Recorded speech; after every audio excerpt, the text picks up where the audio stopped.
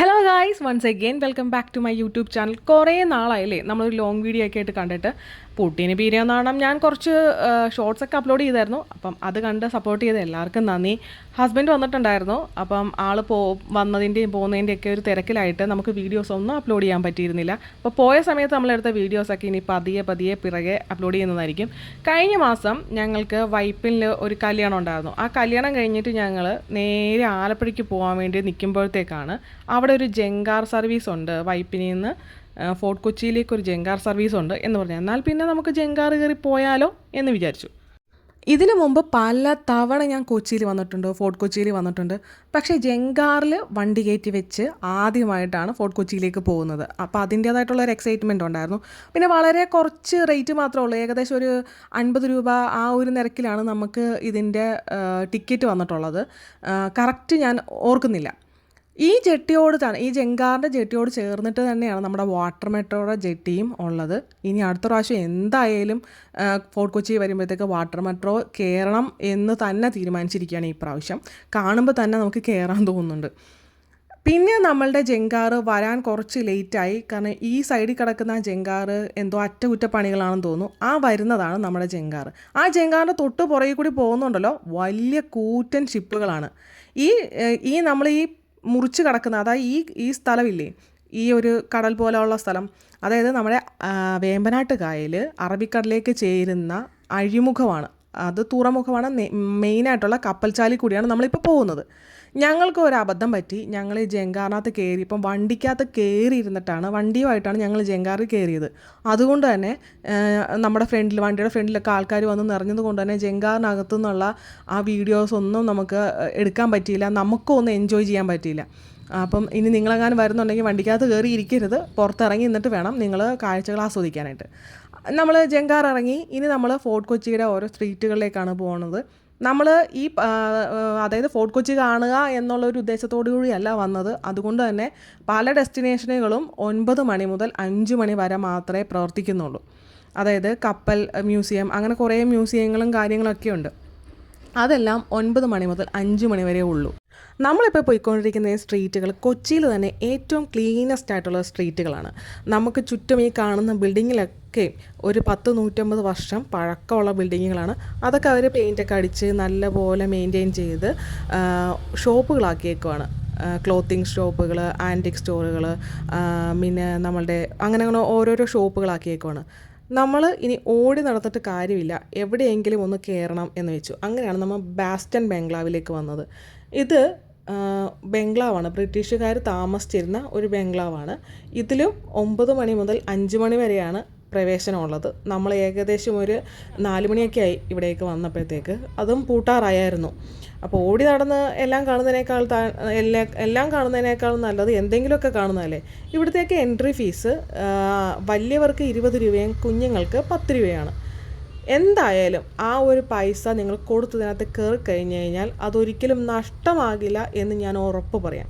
കണ്ടിരിക്കേണ്ട ഒരു മ്യൂസിയം തന്നെയാണ് ഈ ബംഗ്ലാവ്. ഇപ്പോൾ നമ്മുടെ കേരളത്തിൻ്റെ എറണാകുളം ജില്ലാ പൈതൃക മ്യൂസിയമായിട്ടാണ് അറിയപ്പെടുന്നത്. ബ്രിട്ടീഷുകാരുടെ കാലഘട്ടത്തിൽ ഉപയോഗിച്ചുകൊണ്ടിരുന്ന ഭരണികൾ, അങ്ങനെ അവർ ഉപയോഗിച്ചുകൊണ്ടിരുന്ന സാധനങ്ങൾ, പിന്നെ അവർ വന്ന വർഷങ്ങൾ, ഇപ്പം നമ്മുടെ വാസ്കോഡഗാമ വന്നത്, അത് കണക്ക് വാസ്കോഡഗാമ മാത്രമല്ലല്ലോ, പുള്ളിക്ക് പുറമേ ഇഷ്ടംപോലെ നാവികർ കേരളത്തിൽ വന്നിട്ടുണ്ട്, കൊച്ചിയിൽ വന്നിട്ടുണ്ട്. അവരുടെ എല്ലാം ഫുൾ ഡീറ്റെയിൽസ് നമുക്ക് ഇങ്ങനെ എഴുതി വെച്ചിട്ടുണ്ട്. ഇംഗ്ലീഷിലും മലയാളത്തിലും ഒക്കെ ആയിട്ട് അവർ എഴുതി വെച്ചിട്ടുണ്ട്. അവർ വന്ന വർഷങ്ങൾ, അവർ ചെയ്ത കാര്യങ്ങൾ, അങ്ങനെയൊക്കെ. അന്നത്തെ കാലത്തെ രാഷ്ട്രീയ ഘടന, അന്ന് എങ്ങനെയാണ് ബ്രിട്ടീഷുകാർ നമ്മളെ ട്രീറ്റ് ചെയ്തത്, നമ്മൾ എത്ര സഫർ ചെയ്തിട്ടുണ്ട് എന്നൊക്കെ വിവരിക്കുന്ന തരത്തിലുള്ള ലഘുലേഖകളും കാര്യങ്ങളും ഒക്കെ നമുക്ക് ഈ മ്യൂസിയത്തിൽ കാണാൻ പറ്റും. എത്രയൊക്കെ കുറ്റം പറഞ്ഞ് ബ്രിട്ടീഷുകാരെ നമ്മൾ കുറ്റം പറഞ്ഞാലും അവർ കുറേ നല്ല കാര്യങ്ങളും നമ്മൾക്ക് ഇവിടെ അവശേഷിപ്പിച്ചിട്ടാണ് പോയത്. വാസ്കോഡഗാമ മുതൽ അവിടുന്ന് ഇങ്ങോട്ട് എത്ര നാവികർ കേരളത്തിലേക്ക് വന്നിട്ടുണ്ട്, അവരൊക്കെ എങ്ങനത്തെ കപ്പലുകളിലാണ് വന്നേക്കുന്നത്, എതിലും വഴിയൊക്കെയാണ് വന്നതെന്ന് അറിയാൻ വേണ്ടിയിട്ടുള്ള ഒരു റൂട്ട് മാപ്പും ചെറിയ കപ്പലുകളുടെ മോഡലുകളൊക്കെയാണ് നമ്മളിപ്പോൾ കണ്ടുകൊണ്ടിരിക്കുന്നത്. പണ്ട് സ്കൂളിൽ പഠിച്ചുകൊണ്ടിരിക്കുമ്പോഴേ ഹിസ്റ്ററി ക്ലാസ്സും കണക്ക് ക്ലാസ്സും ആയിരുന്നു എനിക്ക് ഏറ്റവും ഇഷ്ടമില്ലാത്ത ക്ലാസ്. ഹിസ്റ്ററി ക്ലാസ് ഉള്ള ദിവസം അന്തസ്സായിട്ട് കണ്ണും തുറന്നിരുന്ന് ഉറങ്ങാനായിട്ട് എന്നെ കഴിഞ്ഞിട്ട് ആൾക്കാരെ ഉണ്ടായിരുന്നുള്ളൂ. അങ്ങനെ നിങ്ങൾ പഠിച്ചുകൊണ്ടിരിക്കുമ്പോഴത്തേക്ക് നിങ്ങൾക്ക് ഇഷ്ടപ്പെടാത്ത ഏതെങ്കിലും ക്ലാസ് ഉണ്ടായിരുന്നോ? അതൊന്ന് കമൻറ്റിൽ അറിയിച്ചേക്കണേ. അപ്പോൾ ഞാനിപ്പോൾ ഇങ്ങനെ ഓർക്കുവാണേ, അന്ന് ആ ക്ലാസ് എടുക്കുന്ന സമയത്തിന് പകരം ഇതുപോലുള്ള ഏതെങ്കിലും മ്യൂസിയത്തിൽ കൂടി കൊണ്ടുപോയിട്ട് ഇതൊക്കെയാണ് നമുക്ക് പഠിക്കാനുള്ളത് എന്നൊക്കെ പറയുമായിരുന്നെങ്കിൽ കുറച്ചും കൂടി നമുക്ക് ഇൻട്രസ്റ്റ് ഉണ്ടായിരുന്നേനെ ആ ക്ലാസ്സിൽ ഇരിക്കാൻ വേണ്ടിയിട്ട്. ഇന്നത്തെ കുട്ടികൾക്ക് വളരെ ഉപകാരപ്രദമായിട്ടുള്ള രീതിയിലാണ് ഇവിടെയുള്ള മ്യൂസിയങ്ങളൊക്കെ സജ്ജീകരിച്ചിട്ടുള്ളത്. അപ്പം ഏതെങ്കിലും കുട്ടികൾ ഈ വീഡിയോ കാണുന്നുണ്ടെങ്കിൽ നിങ്ങളുടെ ടീച്ചേഴ്സിനോട് റിക്വസ്റ്റ് ചെയ്തിട്ട് ഈ മ്യൂസിയം പോയി കണ്ടു കഴിഞ്ഞാൽ നിങ്ങൾക്ക് വളരെ വൃത്തിയായിരിക്കും. ഈ നമ്മൾ കേട്ട് പഠിക്കുന്നതിനേക്കാൾ വളരെ ഉപകാരമായിരിക്കും കണ്ട് മനസ്സിലാക്കുന്നത്. അപ്പോൾ നിങ്ങൾക്ക് പെട്ടെന്ന് അത് സ്ട്രൈക്ക് ചെയ്യും.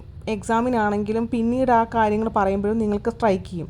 നമ്മളിപ്പോൾ കണ്ട കാര്യങ്ങളൊന്നും നമ്മളുടെ ഓർമ്മയിൽ എപ്പോഴും ഇങ്ങനെ നിൽക്കും. നമ്മൾ കഥ കേട്ട് പഠിക്കുന്നതിനേക്കാൾ കൂടുതൽ അതുമായിട്ട് റിലേറ്റ് ചെയ്ത കാര്യങ്ങൾ കാണുമ്പോൾ കുറച്ചും കൂടി നമുക്ക് അത് മെമ്മറിയിൽ നിൽക്കും. ആ കാലഘട്ടത്തിലുണ്ടായ സംഭവങ്ങളൊക്കെയാണ് ഈ ചിത്രങ്ങളിലൂടെയൊക്കെ വിവരിക്കുന്നത്. പിന്നെ അന്നത്തെ കുറച്ച് ന്യൂസ് പേപ്പർ കട്ടിങ്സും കാര്യങ്ങളും ഒക്കെയുണ്ട്. പിന്നെ എന്നെ ഏറ്റവും കൂടുതൽ അത്ഭുതപ്പെടുത്തിയത് ഈ വലതുവശത്ത് ഞാൻ ചൂണ്ടിക്കാണിക്കുന്ന ലെറ്റർ ഒരു രാജാവിന് ബ്രിട്ടീഷുകാർ കൈപ്പടയിൽ എഴുതിയ ഒരു ലെറ്ററാണ്. എനിക്കത് വിശ്വസിക്കാനേ പറ്റുന്നില്ല. കാരണം എന്ന് വെച്ചാൽ എന്നാ നല്ല ഹാൻഡ് റൈറ്റിംഗ് ആണ്. ഇപ്പുറത്ത് കാണുന്നത് ടൈപ്പ് റൈറ്ററിൻ്റെ സഹായത്തോടെ എന്തായാലും ചെയ്തിട്ടുള്ളതാണ്. അപ്പോൾ അന്നത്തെ ആ ഒരു എന്താ പറയണ്ടേ, ഒരു സീലൊക്കെ വെച്ചിട്ട് കൈപ്പടയിൽ എഴുതിയേക്കുന്ന ലെറ്ററാണ്. എന്ത് ഭംഗിയായിട്ടാണ് എഴുതിയേക്കുന്നത്.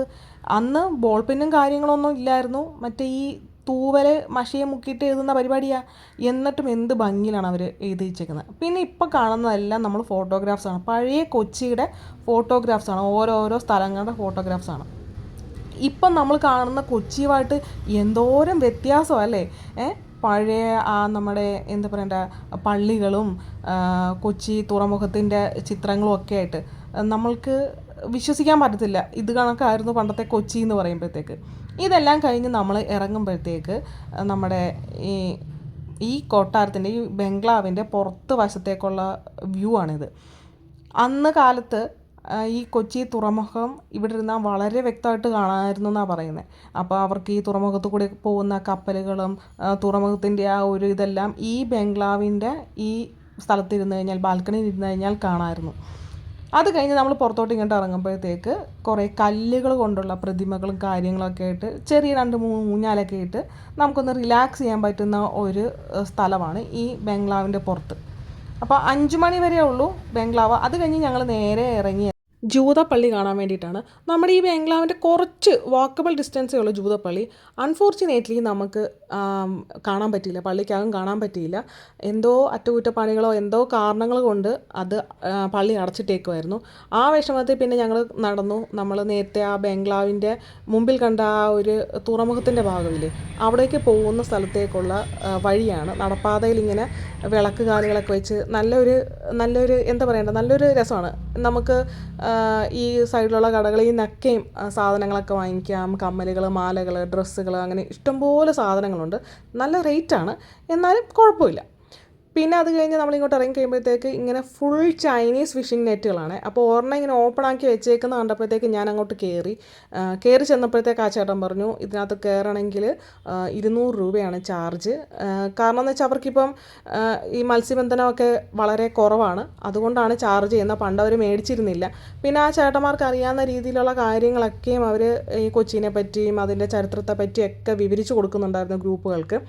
അത് കഴിഞ്ഞ് നമ്മൾ നേരെ ഇങ്ങോട്ട് ഇറങ്ങി കഴിയുമ്പോഴത്തേക്ക് കുറേ കൂടി ഫ്രണ്ടിലോട്ട് കടന്നു കഴിഞ്ഞിട്ടുണ്ടെങ്കിൽ നമുക്ക് ഈ തുറമുഖത്തിൻ്റെ വളരെ വിശാലമായിട്ടുള്ളൊരു വ്യൂ കാണാൻ പറ്റും. നമുക്ക് കുറേ സ്പോട്ടുകളുണ്ട്. ഫോട്ടോയൊക്കെ എടുക്കാൻ വേണ്ടിയിട്ടും വീഡിയോ ഒക്കെ എടുക്കാൻ വേണ്ടിയിട്ടുള്ള ഇഷ്ടംപോലെ സ്പോട്ടുകളുണ്ട്.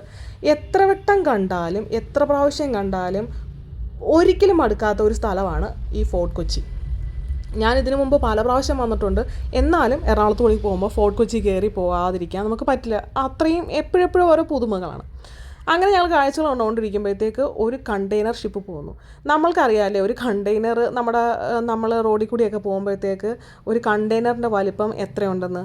ആ ഒരു കണ്ടെയ്നറാണ് ആ ഷിപ്പിനകത്ത് ഇരുന്നിട്ട് ചെറുതായിട്ട് നമുക്ക് ഫീൽ ചെയ്യുന്നത്. പിന്നെ നമ്മളിങ്ങോട്ട് നടന്നു വരുമ്പോഴത്തേക്ക് ഇതെന്തോ അന്തർവാഹിനിയോ അല്ലെങ്കിൽ എന്തോ സംഭവമാണ്. അപ്പം എനിക്ക് എന്തുവാണെന്നത് വായിച്ചെടുക്കാൻ പറ്റില്ല, അവിടെയൊക്കെ ആൾക്കാർ ഇരിക്കുമായിരുന്നു. അപ്പം അതറിയാവുന്നവർ ദയവ് ചെയ്ത് മറ്റുള്ളവർക്കുള്ള അറിവിലേക്ക് വേണ്ടിയിട്ടൊന്ന് കമൻറ്റ് ചെയ്തേക്കണം. ഞങ്ങളങ്ങനെ ഇറങ്ങി തിരിച്ച് ഞങ്ങൾ ആലപ്പുഴയ്ക്ക് പോകാൻ വേണ്ടിയിട്ട് നിൽക്കുമ്പോഴത്തേക്ക് ഒരു കുലുക്കിക്കട കണ്ടു. എന്നാൽ ഒരു കുലുക്കി സർബത്തൊക്കെ കഴിച്ചിട്ട് പോയേക്കാമെന്ന് വിചാരിച്ചു. അങ്ങനെ ഞങ്ങൾ ഈ വൈകുന്നേരമൊക്കെ അടിപൊളിയായിട്ട് സന്തോഷത്തോടെ ഞങ്ങൾക്ക് എൻജോയ് ചെയ്യാൻ പറ്റി. ഇനി നേരെ ആലപ്പുഴയിലേക്കാണ് പോകുന്ന വഴിക്ക്. കുട്ടികൾക്ക് 2-3 കളിപ്പാട്ടങ്ങളും കുറച്ച് ഇങ്ങനെയുള്ള സംഭവങ്ങളും ബാഗുകളൊക്കെ വാങ്ങിച്ചു ഞങ്ങളങ്ങനെ യാത്ര തിരിക്കുകയാണ്. അപ്പോൾ ഇനി അടുത്ത വീഡിയോയിൽ നമുക്ക് ആലപ്പുഴയുടെ വിശേഷങ്ങൾ കാണാം. അപ്പം മറ്റൊരു വീഡിയോയിൽ കാണുന്നിടം വരേക്കും it's me Helen signing off. By.